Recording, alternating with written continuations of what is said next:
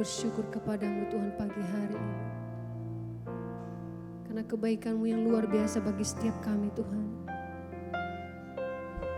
Penyertaan-Mu yang selalu ada bagi kami Bapa. Oh, kami bersyukur.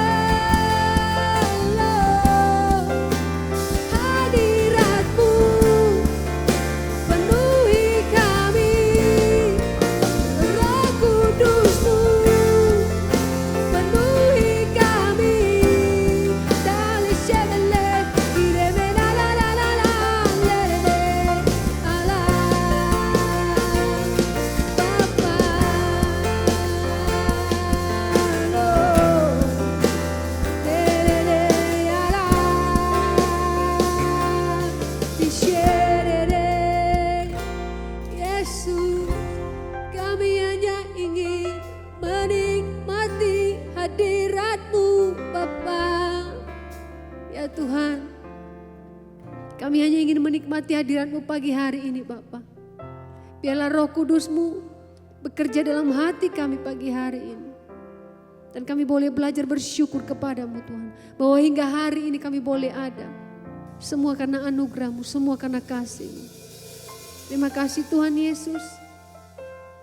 Biarlah hari ini Tuhan kami boleh masuk dalam hadirat-Mu, menikmati hadirat-Mu.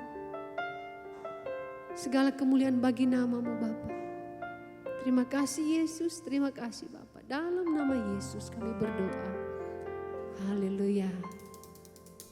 Amin. Ya Tuhan, kami hanya ingin memuji Engkau ya Bapa. We bless your name, oh God. Segala puji kami, segala hormat kami hanya padamu. Blessed be your in the land that is plentiful, where stream of abundance flow. Blessed be your name. Oh, oh, yeah, oh. Blessed be your name. When I found in the desert place, that I walk through the wilderness. Blessed be your name.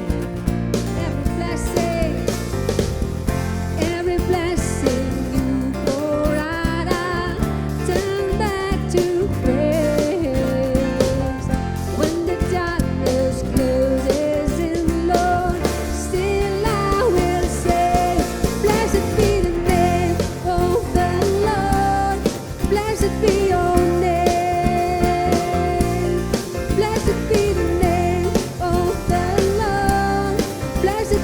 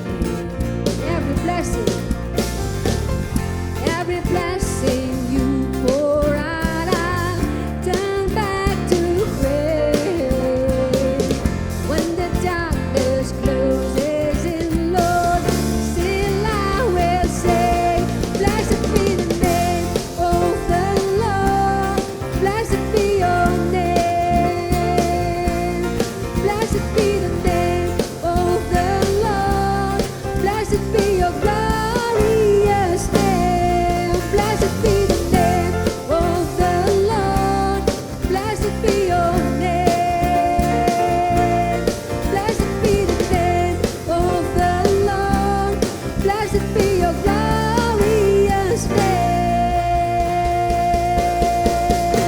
You give and take away. You give and take away.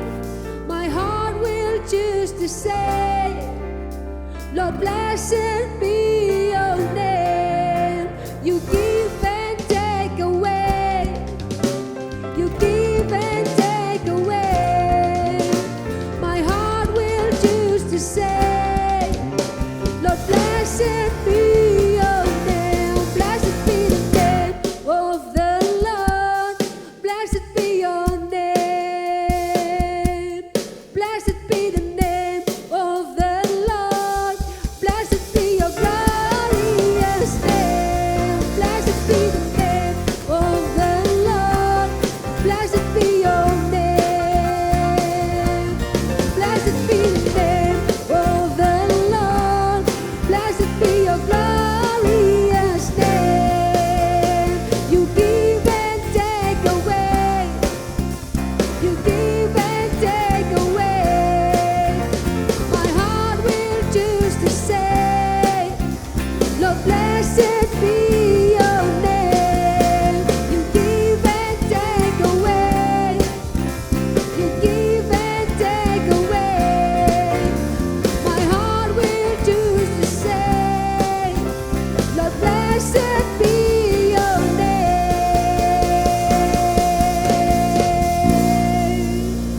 Yes, Lord. Bless your name. Bless your name. Kami diberkati Tuhan. Haleluya. Kami sungguh diberkati oleh-Mu Tuhan. Kami boleh merasakan Tuhan bagaimana Engkau setia Tuhan, selalu memberkati hidup kami. Amin.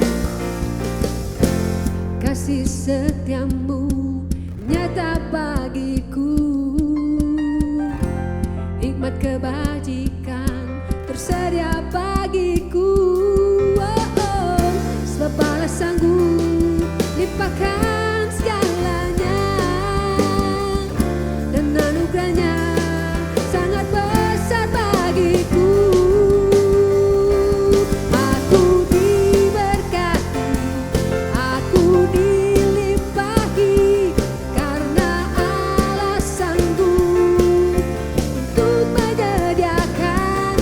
Aku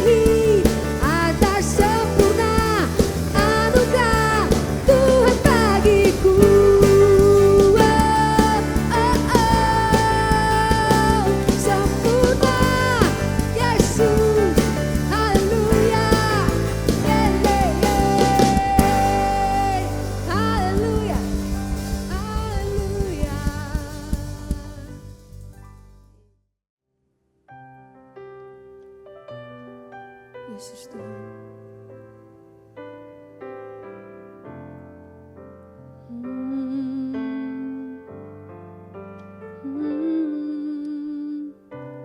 Kuatkanlah hatimu lewati setiap persoalan. Tuhan Yesus selalu menopangmu. Jangan berhenti harap padanya. Tuhan pasti sanggup. Tangannya takkan terlambat untuk mengangkatmu. Tuhan pasti sanggup. Percayalah, Dia tak tinggalkanmu.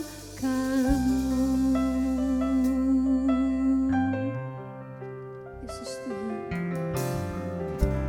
Kuatkanlah hatimu lewati setiap persoalan. Tuhan Yesus selalu menopangmu. Takkan berhenti harap padanya. Tuhan pasti sanggup. Tangannya takkan terlambat untuk mengangkatmu. Tuhan masih sanggup. Percayalah, Dia tak tinggalkanmu. Tuhan pasti sanggup. Tangannya takkan terlambat untuk mengangkatmu. Tuhan masih sanggup. Percayalah, Dia tak tinggalkanmu.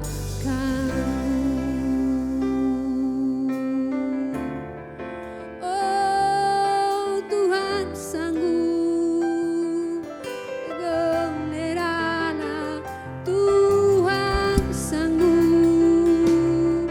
Oh, Dia sanggup.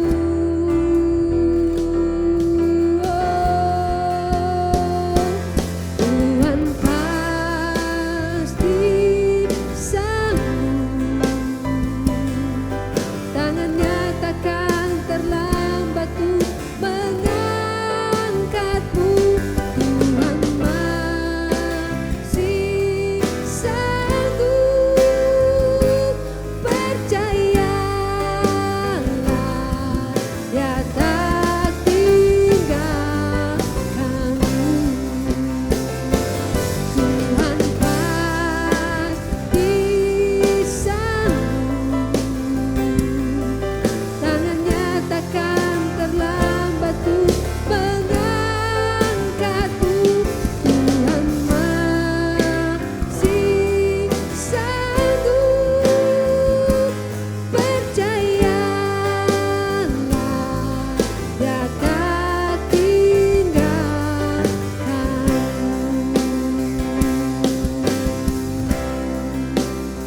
Oh, syarararai, Abba, Abba, Abba. Oh, lo, lo. Ele, Abba. Imenarasha, Imenararata. Oh, Gaga.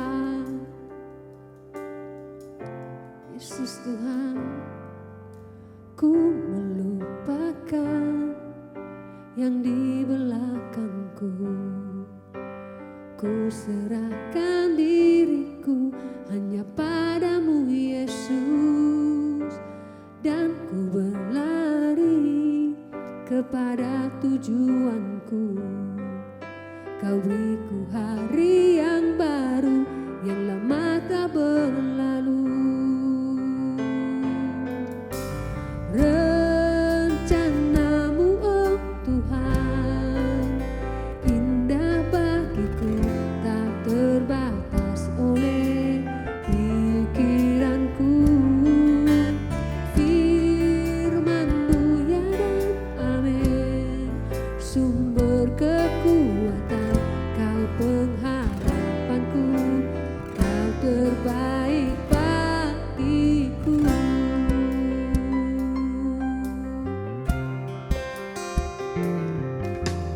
Ku melupakan yang di belakangku, ku serahkan diriku hanya padamu Yesus, dan ku berlari kepada tujuanku. Kau beriku hari yang baru, yang lama tak berlalu. Rencanamu, oh Tuhan, indah bagiku, tak terbatas oleh pikiranku. Firman-Mu ya dan amin, sumber pengharapan, Kau pengharapan.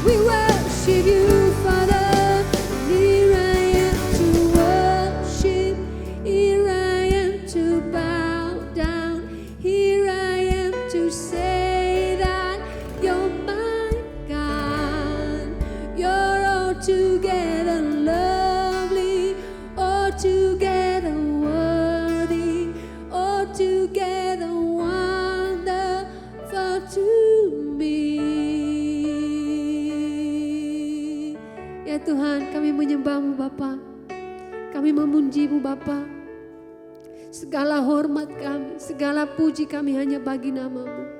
Yesus Tuhan, kami bersyukur kepadamu hingga hari ini. Penyertaan-Mu bagi setiap kami luar biasa Tuhan. Dan hari ini Tuhan, biarlah lawatan-Mu Tuhan, hadirat-Mu memenuhi setiap kami. Meskipun kami hanya berada di rumah Tuhan, beribadah kepadamu. Tetapi kami percaya Tuhan, hadirat-Mu hadir di dalam rumah kami.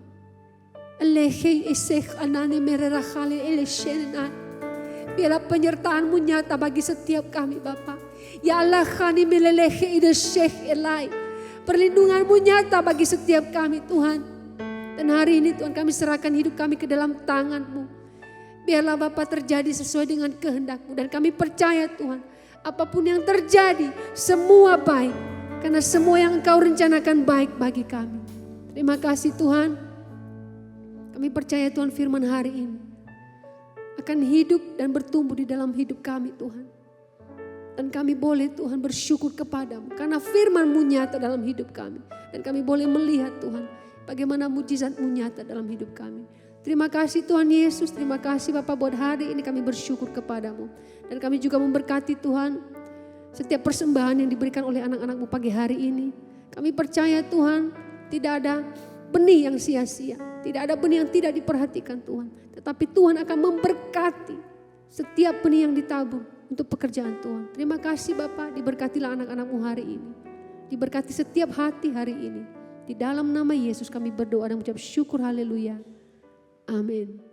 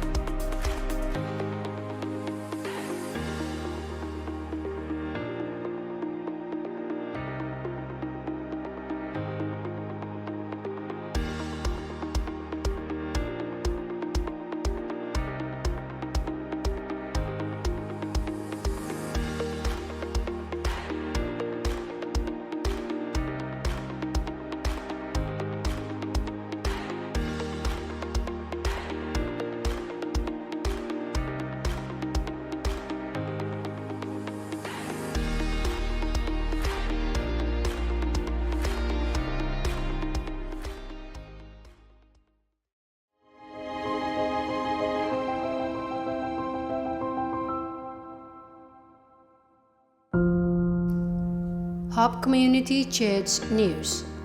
Terpujilah nama Tuhan karena kesetiaan Anda beribadah online di HCC. Jika Anda ingin mengetahui informasi seputar HCC, Anda bisa mengikuti akun sosial media HCC di YouTube, Facebook, dan Instagram. Mesbah pagi akan diadakan pada hari Senin hingga Kamis pukul 6 pagi. DC minggu ini akan berjalan sesuai dengan jadwal DC masing-masing. Jika Anda ingin bergabung dengan DC yang sudah ada, Anda bisa menghubungi sekretariat kami.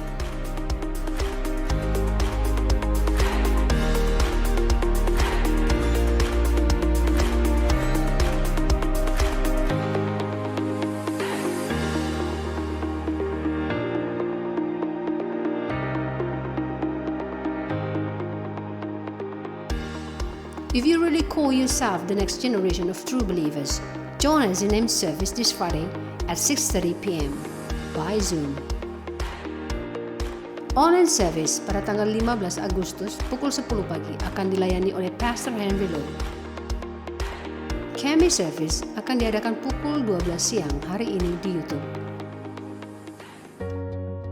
Renovasi gedung HCC sudah dimulai kembali dengan prokes yang ketat. Terima kasih buat dukungan Anda dalam bentuk doa dan dana, karena semua untuk kemuliaan nama Tuhan. Diberkatilah setiap taburan yang Anda salurkan untuk biaya renovasi dan penyewaan gedung selama 5 tahun yang masih membutuhkan dana.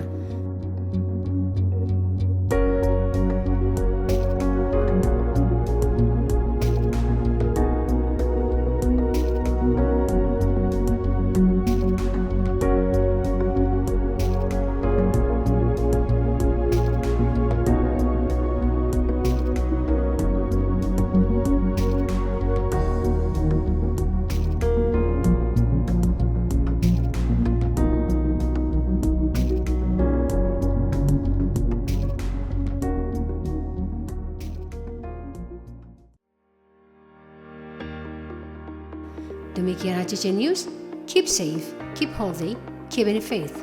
Tuhan Yesus memberkati. Shalom Bapak Ibu jemaat sekalian. Puji Tuhan hari ini kita bisa beribadah bersama-sama. Mari sebelum kita mendengarkan firman Tuhan, kita bersatu di dalam doa. Kami mengucap syukur Tuhan kami ada hari ini. Terima kasih untuk kemurahan yang Tuhan berikan bagi setiap kami. Untuk itu kami buka hati kami Tuhan untuk menerima setiap kebenaran firman-Mu. Biar kiranya firman ini menjadi pelita bagi kaki kami dan terang bagi jalan kami. Kami buka hati kami untuk Roh Kudus berkarya, menasehati, menegur, menuntun kepada segala kebenaran. Sehingga semakin hari kami semakin berjalan serupa dengan Kristus. Ambil alih waktu ini Tuhan dan biar hanya jadi di dalam nama Tuhan Yesus Kristus. Haleluya. Amin. Puji Tuhan. Haleluya. Saya bersyukur bisa kembali untuk melayani saudara pada hari ini. Dan saya percaya bahwa hari ini kita akan mengalami suatu kemenangan, kita akan mendapatkan kebenaran yang memerdekakan. Nah, Bapak Ibu sebagai orang percaya hari-hari ini kita harus sadar bahwa kita sedang berada di dalam sebuah kapal perang. Jadi kita orang Kristen jangan lagi berpikir bahwa kita sedang ada di dalam kapal pesiar. Ya, untuk bersenang-senang, untuk menikmati segala kemurahan dan berkat-berkat Tuhan. Itu memang tersedia. Tetapi hari-hari ini kita harus sadari bahwa kita sedang berada dalam satu kapal yang bernama kapal perang. Tahukah saudara bahwa ada begitu banyak ketakutan di luar sana. Ada begitu banyak musuh yang siap menerkam kita saudara. Kalau kita tidak berjalan sesuai dengan rencana Tuhan, maka kita pun akan menjadi mangsa daripada musuh-musuh kita. Itu sebabnya hari ini saya memberi judul pada khotbah ini adalah melawan tipu daya setan. Nah, bagaimana kita bisa melawan tipu daya setan? Kita harus benar-benar memahami bagaimana prinsip kerja daripada musuh kita. Kalau kita ingin melawannya, kalau kita ingin menang daripadanya. Kita harus tahu bagaimana cara kerja dia supaya kita bisa memahami hal ini lebih jauh. Nah, Bapak Ibu, beberapa cara kerja setan yang harus kita ketahui. Yang pertama, ya, ada banyak cara, tetapi saya ingin bagi kepada setiap kita hal umum yang terjadi ketika setan menyerang kita. Yang pertama, dia akan menciptakan yang namanya disruption, saudara ya, atau gangguan-gangguan. Nah, setan itu suka mengganggu kita supaya kita ini mengalami kehilangan fokus. Bagaimana cara dia mengganggu kita Bapak Ibu Saudara semuanya? Bukankah setiap hari di dalam kehidupan manusia wajar sekali kita ini punya rencana di dalam kehidupan kita. Wajar sekali kita seringkali membuat agenda-agenda tertentu, ya. Dan kita percaya juga sebagai orang percaya, Tuhan punya agenda buat kita. Tuhan punya rencana yang luar biasa atas kita. Nah, dan setan tidak mau rencana itu berhasil. Itu sebabnya dia datang untuk menciptakan gangguan, untuk menginterrupt, saudara, untuk menyelah, untuk mendatangkan gangguan kepada proses yang harus kita lewati, mencapai atau untuk menuju kepada rencana itu sendiri. Itu sebabnya kalau kita tidak mengerti bagaimana cara kerja setan ini saudara, kita akan menjadi orang yang tidak awas. Ketika kita tidak awas, itu sebabnya banyak orang-orang Kristen yang kemudian menemukan hidup mereka mengalami kegagalan. Bagaimana interupsi yang setan adakan di dalam kita memenuhi rencana Allah, atau di dalam kita sendiri ingin mencapai rencana-rencana yang kita buat. Dia akan mendatangkan wrong version, ya. Atau dia akan memberikan kepada kita versi-versi yang salah terhadap sesuatu hal, bahkan terhadap kebenaran itu sendiri. Dia akan memberikan kepada kita sebuah pemahaman-pemahaman yang keliru. Bapak Ibu, Jadi kita harus waspada di sini bahwa setan itu menyerang pikiran kita untuk membuat kita memiliki salah di dalam cara berpikir, salah di dalam cara memandang, dan salah menetapkan hal-hal yang seharusnya justru kita tidak boleh lakukan. Seperti contoh Bapak Ibu ya, orang seringkali melihat sesuatu hal, wah ini kelihatannya nampaknya bagus ya menurut pemandangan kita. Tetapi ternyata ujungnya adalah maut. Ketika saudara hari-hari ini pandemi, kita juga barusan diajar Pak Gembala bagaimana tentang keharmonisan. Ada banyak suami istri tidak lagi harmonis. Dan kemudian saudara ketika setan mulai menginterupsi saudara pernikahan mereka, setan mulai taruh di pikiran mereka dengan suatu cara pandang berbeda atau versi yang salah terhadap kebenaran. Mereka mulai berkata, kalau begitu kita sudah gak cocok. Mungkin kita gak jodoh, mari kita bercerai. Dan saudara, di pikiran kita hal itu adalah wajar dan benar. Itu terlihat normal. Kenapa? Karena daripada kita bertengkar terus, daripada kita cekcok terus, lebih baik kita bercerai. Ini adalah merupakan suatu contoh di mana setan menginterupsi perjalanan kita, rencana Tuhan di dalam sebuah pernikahan. Setan juga bisa mendatangkan gangguan dengan menginterupsi kehidupan kita. Dia mendatangkan gangguan-gangguan di dalam kehidupan kita sehingga dia kemudian memakai kelemahan-kelemahan kita. Ya, dia memakai kelemahan-kelemahan kita. Kalau bicara kelemahan tentu saja itu berkaitan erat dengan keinginan-keinginan daging. Jadi pintu masuk setan mengendalikan hidup seseorang, apalagi orang-orang percaya menjadi top target bagi setan saudara ya. Karena dia tidak mau orang-orang percaya menyembah kepada Tuhan yang benar. Ya, dia akan mendatangkan gangguan-gangguan dengan membuat dorongan-dorongan pada keinginan-keinginan daging kita. Ya, dia akan menaruh satu pemikiran-pemikiran, ide-ide bagi kedagingan kita. Seperti yang dikatakan di dalam Galatia 5. Kalau saudara baca ayat 19 sampai 20, dikatakan di sana keinginan daging itu telah nyata. Di sana ada percabulan, ada kecemaran, ada hawa nafsu, ada penyembahan berhala, sihir, perseteruan, perselisihan, iri hati, amarah, kepentingan diri sendiri, percideraan, dan roh pemecah dan seterusnya. Jadi ternyata hal-hal ini dipakai setan untuk menginterupsi rencana Tuhan bagi setiap kita. Dia memakai keegoisan kita, dia memakai amarah kita, dia memakai hawa nafsu kita untuk kemudian apa? Memisahkan kita, untuk mendorong kita melakukan dosa itu kemudian semakin terikat dan tidak lagi bisa dibebaskan, tidak bisa lagi dilepaskan, dan pada akhirnya kita sungguh-sungguh terpisah daripada Allah.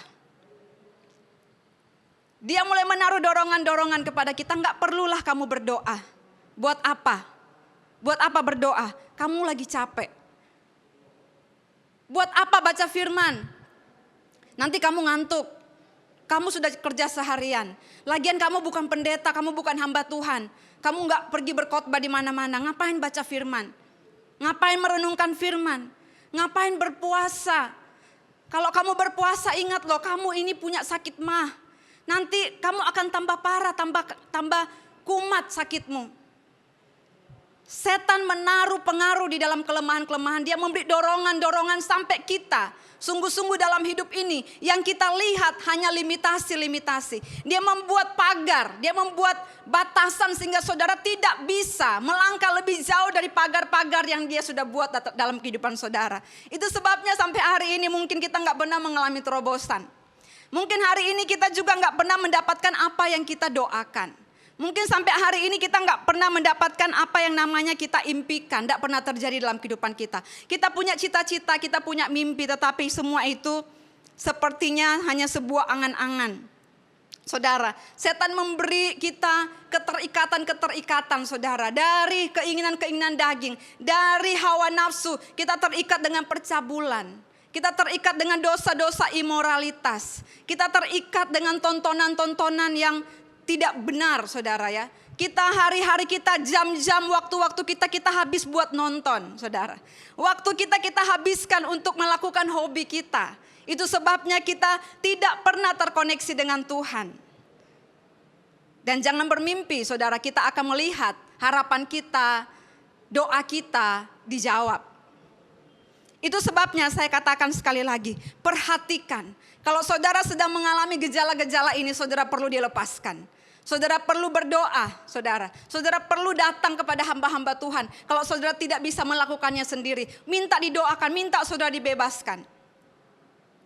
Dan saudara apalagi, bagaimana lagi cara kerja setan dalam kehidupan kita untuk menciptakan batasan-batasan sehingga dia menginterupsi apa yang menjadi rencana Tuhan dalam kehidupan kita. Sehingga dia terus mendatangkan gangguan-gangguan, mengalihkan fokus kita kepada Tuhan. Yang kedua adalah ignorance, saudara. Ketidaktahuan. Tahukah kita bahwa banyak orang hari-hari ini mengalami ketakutan karena ketidaktahuan. Karena kita tidak tahu makanya kita menjadi takut. Karena kita tidak tahu makanya kita menjadi bodoh. Karena kita tidak tahu makanya kita mengabaikan sesuatu yang penting. Karena kita tidak tahu, kita kehilangan pengetahuan akan firman Allah, makanya iman kita tidak berkembang. Iman kita menjadi kerdil bahkan mati. Itu sebabnya setan suka kalau kita nggak tahu kehadirannya. Setan suka kalau kita nggak tahu keberadaannya. Supaya dia bisa bersembunyi di balik ketidaktahuan itu. Dan kemudian dia mulai bekerja behind the scene, saudara. Dia mulai bekerja, saudara, tanpa terlihat, tetapi dia pegang peranan untuk mengendalikan keinginan-keinginan saudara, pikiran-pikiran saudara, keputusan-keputusan saudara. Akibatnya seperti di awal saya katakan, saudara berpikir saudara sedang ada di track yang benar. Saudara pikir saudara sedang memilih jalan yang tepat. Tahu-taunya saudara menuju kepada maut. Saudara sedang menuju kepada kebinasaan. Hati-hati Bapak Ibu. Ketika setan mulai mendatangkan ignorance ini, ketidaktahuan saudara bahwa setan itu bisa mengendalikan kehidupan saudara. Dia mulai saudara bekerja dan meyakinkan saudara bahwa itu adalah saudara. Maksudnya apa? Dia mulai memberikan kepada saudara pikiran-pikiran ketakutan.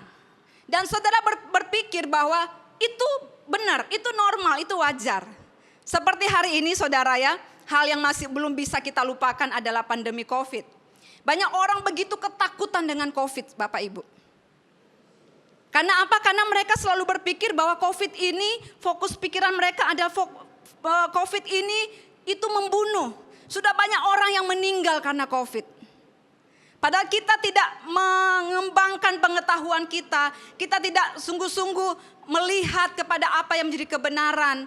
Bahwa pertama secara fakta, COVID sudah banyak juga disembuhkan. Ada banyak edukasi dari para dokter-dokter ahli. Saudara bisa temukan di YouTube. Mereka memberikan banyak edukasi di sana bahwa COVID bisa diatasi. Bisa disembuhkan. Bukan hal yang menakutkan seperti yang Anda bayangkan.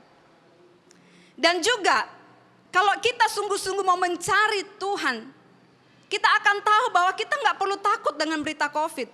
Kenapa? Karena firman Tuhan berkata, Tuhan tidak pernah memberi kita roh ketakutan. Tetapi Tuhan memberikan kita apa? Roh yang membangkitkan kuasa. Dalam terjemahan bahasa Inggris dikatakan bukan kekuatan, roh yang membangkitkan kuasa, kasih dan penguasaan diri. Penguasaan diri bisa juga berarti ketenangan berpikir atau pikiran yang tenang. Nah saudara, itu adalah apa yang menjadi garansi Tuhan. Firman Tuhan juga berkata di dalam Yesaya, saudara tidak perlu takut dengan berita-berita yang mengejutkan sebab itu tidak akan mendatangi engkau. Kalau kita cukup punya pengetahuan akan firman, tentu saja setan tidak akan mengendalikan kita. Hanya karena kita tidak tahu makanya kita ditipu. Hanya karena kita tidak tahu kebenaran makanya kita disesatkan. Hanya karena kita tidak memiliki pengetahuan kita dikuasai ketakutan. Nah makanya Bapak Ibu, banyak orang akhirnya ketika mereka sudah ketakutan, mereka diserang oleh panic attack saudara. Mereka dikuasai oleh kekhawatiran yang berlebihan. Saudara, mereka mulai berpikir macam-macam. Mulai datang suara-suara aneh di pikiran mereka. Yang memberi dorongan apa saudara? Memberi dorongan mereka untuk menjadi depresi. Mereka tidak lagi mau terhubung dengan orang lain. Mereka menutup diri karena depresi. Kemudian suara-suara berikut akan datang. Apa itu? Menyuruh saudara untuk bunuh diri. untuk bunuh diri. Buat apa saya hidup? Dengan keadaan yang seperti ini saya tidak bisa berbuat apa-apa. Bapak Ibu, itu adalah strategi setan. Itu sebabnya benar Yohanes 10 berkata bahwa iblis datang untuk mencuri, membunuh dan membinasakan. Mari kita sama-sama waspada. Saudara, kalau kita sudah sadar mendengar firman ini, kita menjadi sadar. Mari kita segera mencari way out. Kita segera cari jalan keluar. Kita mulai cari pintu exitnya di mana. Bapak Ibu, supaya apa? Kita segera mengambil tindakan untuk keluar dari tipu daya setan, dari jebakan dan perangkap yang dipasang setan di dalam kehidupan ini. Jadi kita harus memilih. Kita harus membuat keputusan dan kita harus benar-benar mengerti kebenaran. Kalau tidak, maka saudara ada di dalam bahaya. Itu sebabnya saya katakan kepada kita, benar-benar ingat bahwa kita sedang ada dalam sebuah kapal perang, bukan kapal pesiar. Saudara harus setiap waktu siap sedia. Saudara harus diperlengkapi dengan memperlengkapi diri dengan selengkap senjata Allah. Supaya saudara dapat melawan tipu daya setan. Kalau saudara nggak punya senjata, saudara nggak bisa melawan. Yang ada saudara dikalahkan, saudara. Saudara disandra, jadi mangsa. Dan saudara diperbudak dengan berbagai-bagai hal yang saudara akhirnya tidak bisa melihat rencana Tuhan yang indah dalam kehidupan saudara dan saya. Nah, bagaimana supaya kita menemukan jalan keluar itu? Yang pertama Bapak Ibu, kita harus mentaati firman Tuhan. Tidak ada pilihan lain, tidak ada jalan yang lain kecuali saudara taat kepada firman Tuhan. Mari kita baca sama-sama, ada di dalam Matius pasal 4. Injil Matius pasal 4 mulai ayat 1. Saudara kita baca ya. Matius pasal 4.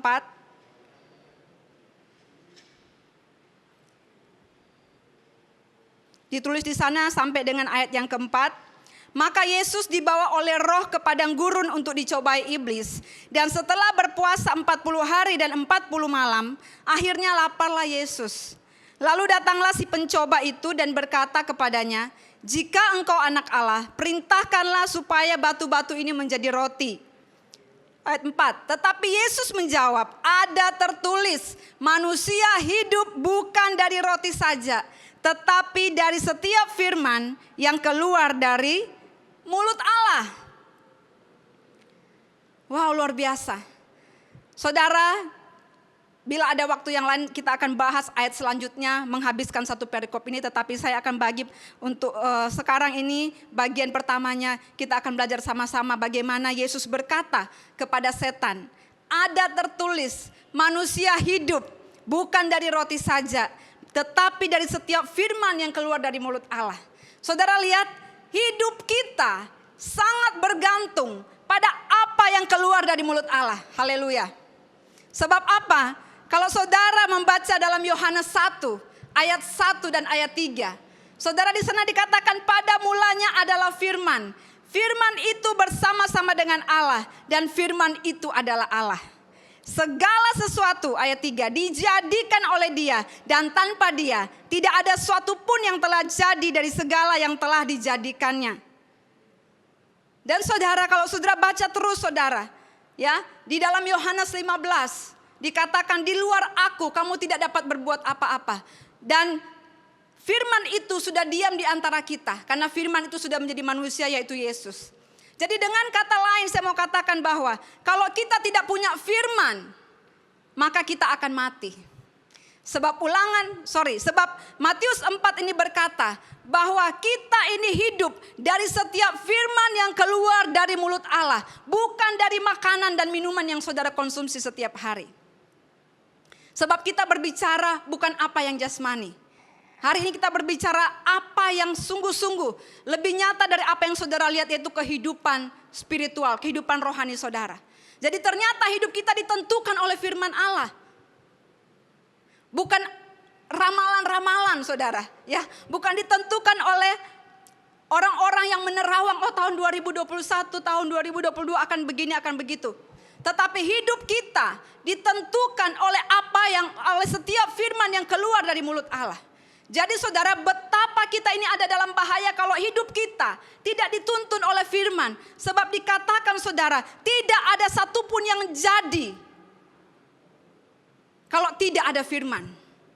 Dari semua yang ada itu telah jadi oleh karena firman. Jadi segala apa yang kita perlukan di bumi ini, segala apa yang manusia inginkan di bumi itu semua adalah berasal daripada Tuhan.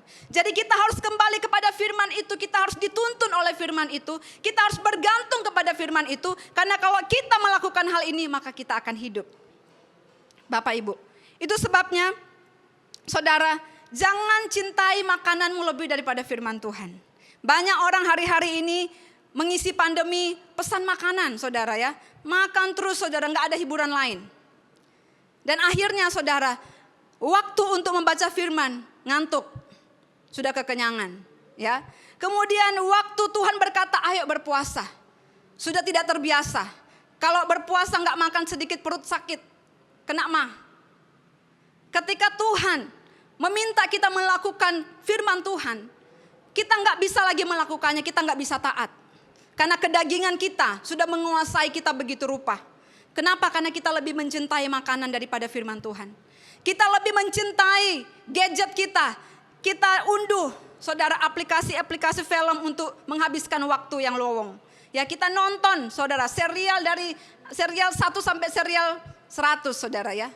Kita habiskan waktu untuk menonton. Kita habiskan waktu kita untuk searching di dunia maya. Kita habiskan waktu kita saudara, kita mencintai hobi kita lebih daripada firman Tuhan. Kita mencintai kasur kita, bantal kita lebih daripada firman Tuhan. Kita lebih banyak tidur daripada kita berdoa, berpuasa, merenungkan firman. Bukan itu tidak boleh. Tetapi saudara harus mengerti, kita sedang ada di kapal perang. Kalau saudara gak punya firman Allah, saudara tidak punya senjata untuk melawan tipu daya setan. Kalau saudara tidak punya firman Allah, dikatakan saudara tidak akan hidup. Saudara akan mengalami kematian. Saudara sedang hidup, tetapi saudara faktanya sedang mati. Jadi mari kita saudara hari ini mengkoreksi diri kita saudara. Kita belajar bahwa firman itu benar-benar sangat diperlukan saudara. Ketika kita mentaati firman Tuhan, saya diingatkan tentang kejadian Lot. Ya. Bagaimana setan menaruh suatu versi yang salah dalam kehidupannya. Ketika Abraham berkata, mari kita berpisah karena anggota kita terlalu banyak, tidak ada lagi tempat. Lot melayangkan pandangnya ke lembah Yordan. Dia mau lihat di sana ada air. Wah, di situ tempat yang indah menurut Lot. Tetapi saudara ternyata itu adalah wilayah Sodom dan Gomora. Dan dicatat Alkitab Sodom dan Gomora orang-orangnya jahat saudara. Tetapi yang aneh saudara, ketika Lot ada di sana, dia semakin nyaman tinggal di sana Bapak Ibu. Dia tidak berpikir untuk mencari jalan keluar gimana pergi dari lingkungan yang tidak benar saudara. Dan akhirnya apa yang terjadi dengan keluarga Lot? Mereka benar-benar mengalami kehancuran. Ya, karena apa? Dia tidak dituntun oleh firman, dia tidak meminta petunjuk oleh Tuhan. Dan ketika saudara, satu kali ketika Tuhan ingin membinasakan Sodom dan Gomora, Abraham bersyafaat, saudara bisa baca itu di Kejadian 13, 18 dan 19. Abraham bersyafaat, Tuhan kalau ada 50 orang yang benar, Tuhan bilang aku akan selamatkan mereka. Kalau ada 20 Tuhan, aku akan selamatkan mereka. Kalau ada 10 Tuhan, aku akan selamatkan mereka. Tetapi ternyata bahkan 10 orang gak cukup saudara orang benar di Sodom dan Gomora. Dan bahkan Lot, istri dan anak-anaknya diselamatkan karena belas kasihan Tuhan mengingat Abraham.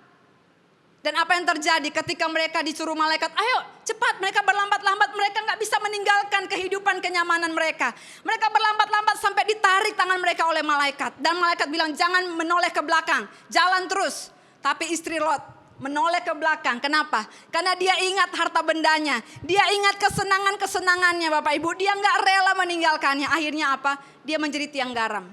Setiap orang yang gak taat sama firman Tuhan akan mati. Setiap orang yang tidak mau dipimpin firman Allah akan menemukan hidupnya ada dalam kematian. Tidak ada yang berbuah dalam hidupnya. Tetapi lain dengan Ishak. Kalau Bapak Ibu baca kisah Ishak dalam Kejadian pasal 26. Ya, kita nggak perlu baca, saudara bisa baca mulai ayat 1 sampai dengan ayat 6, kemudian ayat 12. Di sana dikatakan suatu hari terjadi kelaparan, di mana Ishak berada terjadi kelaparan yang hebat. Dan dia berpikir untuk dia berpindah ke Mesir. Tapi Tuhan berkata, kamu jangan pergi ke sana, tinggal tetap di sini dan aku akan memelihara engkau, aku akan memberkati engkau. Dan saudara, apa yang terjadi? Ishak mendengarkan firman Tuhan. Dia tinggal dan benar. Apa yang terjadi Bapak Ibu? Ishak menabur pada tahun itu dicatat Alkitab. Dia menuai sampai 100 kali lipat. Ketaatan membutuhkan tindakan mendengar dan melakukan. Ketaatan membutuhkan tindakan mendengar dan melakukan. Ketika Ishak mendengar firman Allah, dia melakukannya, dia beruntung. Itulah yang dimaksud Yosua 1 ayat 8. Kalau engkau memperkatakan Taurat ini siang dan malam, merenungkannya siang dan malam, maka engkau akan dibuat menjadi berhasil dan beruntung kemanapun engkau pergi. Kata firman Tuhan. Jadi Bapak Ibu, saya mau katakan, kalau kita nurut sama firman Tuhan, kita akan berhasil dan beruntung. Kita akan sungguh-sungguh hidup. Bukan karena kita punya uang, kita bisa beli apa aja. Tapi karena firman itu, dia akan melaksanakan apa yang sudah disuruhkan oleh Allah. Dia tidak pernah kembali sia-sia. Karena firman itu kuat, tidak tergoncangkan. Dia adalah Allah yang berfirman. Dia adalah Allah yang berjanji. Dan tidak akan gagal dengan janjinya. Jadi kalau kita berpegang, kita dituntun oleh firman itu, kita tidak akan mungkin gagal. Kita akan dibuat Tuhan menjadi berhasil. Haleluya. Jadi mari kita kembali kepada firman pada siang hari ini. Ya, yang kedua adalah apa? Bagaimana kita bisa melawan tipu daya setan? Hidup kita harus penuh Roh Kudus. Itu sebabnya dalam Matius 4 ayat 1 dibuka dengan kalimat ini. Maka Yesus dibawa oleh Roh ke padang gurun untuk dicobai iblis. Bapak Ibu, setelah Yesus berpuasa 40 hari, laparlah Yesus. Ada satu kebutuhan. Kalau orang-orang yang dituntun kedagingan, kelaparan-kelaparan mereka akan terus menuntut sesuatu yang memuaskan daging mereka. Tetapi saya mau katakan Yesus bisa mengendalikan itu semua karena dia dipenuhi oleh Roh Kudus. Tidak mungkin kita bisa melakukan firman Allah kalau kita tidak dipenuhi oleh Roh Kudus. Tidak mungkin kita bisa taat kepada firman Allah kalau kita tidak dipenuhi oleh Roh Kudus. Apa yang dimaksudkan di sini adalah kalau kita membaca di Yohanes 7 ayat 38 dan 39, dikatakan di sana, barang siapa percaya kepadaku, seperti yang dikatakan oleh kitab suci, dari dalam hatinya akan apa? Mengalir aliran-aliran air hidup. Yang dimaksudkan di sini ialah roh yang akan diterima oleh mereka yang percaya kepadanya, sebab roh itu belum datang karena Yesus belum dimuliakan. Jadi Tuhan menyinggung kalau kita percaya kepada Yesus, hati kita akan penuh dengan Roh Kudus. Roh Kudus itu akan membuat satu kehidupan memancar dari dalam keluar. Jadi kehidupan dimulai dari dalam hati kita.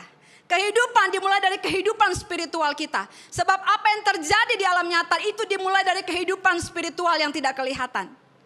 Jadi hidup kita ditentukan dari spiritual kita. Penyembahan kita kepada Tuhan, ketundukan kita kepada firman Allah, disitulah kehidupan dimulai. Nah, ciri-cirinya orang yang punya kehidupannya dipenuhi dengan Roh Kudus, dia punya gaya hidup doa, bukan jadwal doa. Orang yang punya gaya hidup doa, dia berdoa 24 jam. Dan perkataan-perkataannya sama. Waktu dia masuk di dalam kamar doanya mengunci pintu, dia berdoa kepada Tuhan secara pribadi. Dan pada waktu dia keluar dari kamar doanya, dia ada di living room, dia ada di dapur, dia ada di teras, dia ada di halaman, dia ada dalam komunitas. Perkataan-perkataannya dia adalah perkataan-perkataan doa, penuh iman, penuh kepercayaan. Banyak orang Bapak Ibu saya katakan, mereka hanya punya gaya hidup buat jadwal doa. Saya mau doa jam sekian, saya mau doa jam sekian. Dan setiap kali mereka buat rencana doa, jam doa, selalu gagal. Karena setan datang menginterupsi mereka. Tetapi kalau kita mengembangkan gaya hidup doa 24 jam, saudara, kita nggak akan bisa punya peralihan atau kita nggak akan bisa dicuri fokus kita. Kita tidak akan terhalihkan oleh apapun karena 24 jam itu adalah kehidupan doa saya. 24 jam itu adalah kehidupan doa saudara. Dimanapun saudara berada, saudara punya gaya hidup dan perkataan-perkataan doa. Banyak orang ketika mereka berdoa, wah mereka begitu berani. Tuhan, aku percaya tidak ada yang mustahil bagi Tuhan. Aku percaya Engkau pemeliharaku. Aku percaya akan melihat tembok-tembok penghalang ini hancur dalam nama Yesus. Aku percaya Tuhan, Engkau adalah jalan kebenaran dan hidup. Engkau pasti buka jalan. Begitu saudara keluar dari kamar doa, saudara lihat kenyataan. Saudara bilang begini, waduh kita makan apa ya hari ini? Aduh gimana ya? Kok COVID makin bertambah? Kita mulai mengeluh, kita mulai marah, kita mulai komplain. iman saudara. Kita mulai bersungut-sungut. Perkataan-perkataan kita tidak menciptakan apa yang kita imankan. Itu yang saya maksud. Orang yang punya gaya hidup doa, dia masuk di kamar doa, kunci pintu, dia berdoa kepada Bapaknya. Dan pada waktu dia keluar, dia masih tetap berdoa. Itu sebabnya bahasa dia di dalam kamar yang tertutup dan di luar kamar itu tetap sama. Dia akan punya kata-kata yang membangun. Dia akan punya kata-kata yang penuh dengan iman. Dia akan melihat sesuatu situasi yang sulit. Dia akan memiliki kepercayaan bahwa ada jalan keluar dalam setiap situasi yang sulit. Sebab dia meyakini bahwa Tuhan berkata kalau Tuhan memberi pencobaan yang kamu alami tidak melebihi kekuatanmu. Dan pada waktu kamu dicobai, kamu akan diberi jalan keluar. Orang itu akan mengalami ketenangan, gak perlu lagi dikuasai ketakutan. Bapak Ibu. Jadi saudara, cirinya adalah saudara punya gaya hidup doa 24 jam. Setiap hari. Bukan punya jadwal doa. Yang kedua, firman Tuhan menjadi standar dalam kehidupannya. Ya, seperti tadi saya katakan, kalau kita merenungkan firman Tuhan siang dan malam, saudara akan dibuat Tuhan menjadi beruntung, menjadi berhasil kemanapun saudara pergi. Apapun yang saudara kerjakan, Tuhan akan memberkati. Dan saudara, saya mau katakan, setiap kali saudara menghidupi firman Tuhan, selalu di sana akan membawa saudara kepada sebuah pewahyuan. Dan sebuah pewahyuan akan membawa kepada saudara sebuah keyakinan. Dan keyakinan akan membuat iman saudara semakin teguh. Dan iman yang teguh ini akan membuat saudara mengalami kemajuan-kemajuan rohani dalam hidup saudara. Itu sebabnya saudara ada di dalam situasi yang sulit, situasi yang buruk, atau saudara dalam situasi yang senang, saudara tidak akan menyangkal Yesus. Saudara akan tetap excited saudara. Saudara akan tetap bersemangat. Tidak kurang kepercayaan saudara kepada Tuhan. Meski saudara ada di dalam pergumulan-pergumulan. Demikian saudara, ketika mengalami kemajuan rohani, itu akan membawa saudara kepada langkah-langkah kuasa. Haleluya saudara. Dan saya percaya orang yang berjalan dalam langkah-langkah kuasa, setan tidak akan pernah macam-macam dengan orang seperti ini. Orang-orang seperti ini tidak akan gampang saudara termakan tipu daya setan. Orang-orang ini tidak akan gampang saudara dialihkan perhatiannya. Orang-orang seperti ini tidak akan pernah bisa diturunkan daya tahannya saudara. Dia akan terus punya imun saudara. Imannya akan terus bangkit saudara. Dia tidak akan menjadi lemah oleh keadaan apapun. Dan setiap dia melangkah saudara, ada kuasa yang menyertainya. Sehingga saudara di depan masalah dia tidak akan pernah berlutut. Dia akan menghadapi masalah dengan keyakinan iman yang teguh. Bapak Ibu, saya mau berdoa. Saya berharap saudara dikuatkan pada siang hari ini. Bahwa ada harapan. Kalau saudara mau kembali kepada Tuhan. Saudara, ada harapan bagi setiap persoalan saudara. Jangan buru-buru mengambil jalan pintas. Sebab saya perkatakan saudara, saya percaya bahwa setiap kita Tuhan telah menaruh tujuan hidup ilahi. Dan setiap tujuan hidup yang ilahi itu yang Tuhan tempatkan kepada kita. Saudara, tidak akan pernah dapat terpenuhi kalau kita tidak melewati yang namanya panasnya api pencobaan. Supaya apa? Kita dimurnikan, kita semakin bertekun dan iman kita semakin kuat dan kokoh saudara. Itu sebabnya saya ingin ulang kembali. Bagaimana caranya kita hidup tidak lagi dikendalikan oleh setan. Kita harus hidup taati firman Tuhan. Kita harus hidup dipimpin oleh Roh Kudus. Dan saya percaya saudara, hari ini akan terjadi kelepasan buat saudara. Akan terjadi kemenangan buat saudara. Setan tidak akan lagi bersembunyi di balik ketidaktahuan saudara dan membodohi saudara. Mari pada siang hari ini, saya ajak setiap kita, apapun nama persoalan saudara, mari kita sama-sama berdoa. Saya rindu berdoa buat saudara supaya saudara menerima pembebasan saudara siang hari ini. Saudara menerima jalan keluar saudara pada hari ini. Saudara menerima terobosan saudara pada hari ini. Apa yang saudara pergumulkan, percayalah, Tuhan sudah berjanji dan janjinya tidak pernah gagal. Tidak pernah berubah. Tidak pernah bergoncang oleh situasi apapun. Kalau saudara percaya, mari kita bersepakat di dalam doa. Bapa, kami bersyukur. Kami berdoa buat setiap jemaat yang hari-hari ini mengalami kelemahan. Karena mereka mungkin tidak mengerti bahwa setan sedang bersembunyi di balik ketidaktahuan mereka. Setan sedang mendatangkan interupsi-interupsi di dalam setiap proses yang mereka lewati untuk mencapai janji Allah, mencapai rencana Allah yang indah dalam kehidupan setiap mereka masing-masing. Aku berdoa di dalam nama Yesus. Setiap pekerjaan-pekerjaan setan, dihancurkan dalam nama Yesus. Setiap saudara-saudara kami siang hari ini, aku berdoa dimanapun mereka berada, mereka mengalami kelepasan di dalam nama Tuhan Yesus. Mengalami kelepasan di dalam nama Tuhan Yesus. Setiap kuasa kegelapan kami perintahkan pergi dari kehidupan anak-anak Tuhan ini. Pergi dari kehidupan anak-anak Tuhan. Dan aku perkatakan terjadi kelepasan. Terjadi kelepasan, pembebasan dari segala macam tipu daya setan. Di dalam nama Tuhan Yesus. Dan kami berdoa, Tuhan biar siang hari ini, Roh Kudus Engkau lawat satu demi satu, nama demi nama. Setiap pribadi pada siang hari ini yang mendengarkan firman. Biar mereka dikuasai kembali oleh firman Allah. Sehingga mereka boleh keluar dari setiap penjara-penjara, belenggu-belenggu, jebakan-jebakan yang dibuat setan. Untuk membuat mereka tidak bisa melampaui limitasi, batasan yang setan buat dalam hidup mereka. Hari ini saya berdoa, mereka akan menerobos setiap batasan itu di dalam nama Tuhan Yesus. Mereka akan menerobos batasan itu di dalam nama Tuhan Yesus. Dan sehingga yang sakit hari ini mendapatkan iman. Dan aku berdoa setiap yang sakit, kuasa kesembuhan mengalir, menyembuhkan engkau di dalam nama Yesus. Sebab bagi Tuhan tidak ada yang mustahil. Saudara yang sedang menghadapi jalan buntu, saudara yang sedang menghadapi pergumulan-pergumulan yang sulit, yang terlihat mustahil, saya berdoa di dalam nama Tuhan Yesus. Setiap tembok-tembok, setiap tantangan, rintangan yang dibuat setan di hadapan saudara terhadap janji Allah. Siang hari ini kami berdoa, aku berkatakan di dalam nama Yesus, setiap tembok penghalang dihancurkan di dalam nama Yesus. Setiap tembok-tembok penghalang yang berdiri di antara saudara dan janji Tuhan dihancurkan di dalam nama Yesus. Aku berdoa Tuhan, siang hari ini berilah damai sejahtera-Mu. Berilah sukacitamu melimpah-limpah atas seluruh jemaat pada siang hari ini. Biar Tuhan kuasa-Mu membebaskan mereka. Biar kasih-Mu membalut setiap luka-luka mereka. Dan biar Tuhan yang membalut setiap Tuhan hati mereka yang remuk, yang hancur. Dan setiap mereka yang sudah kehilangan harapan. Mereka yang sudah mengalami kematian-kematian di dalam mimpi-mimpi mereka. Harapan-harapan mereka. Siang ini aku berdoa, Tuhan mereka mengalami kebangkitan lagi siang hari ini. Biar mereka mengalami kebangkitan di dalam nama Tuhan Yesus. Biar roh mereka dibangkitkan di dalam nama Yesus. Terima kasih Tuhan. Darah Yesus tutup bungkus setiap mereka. Setiap jemaat-jemaat Tuhan.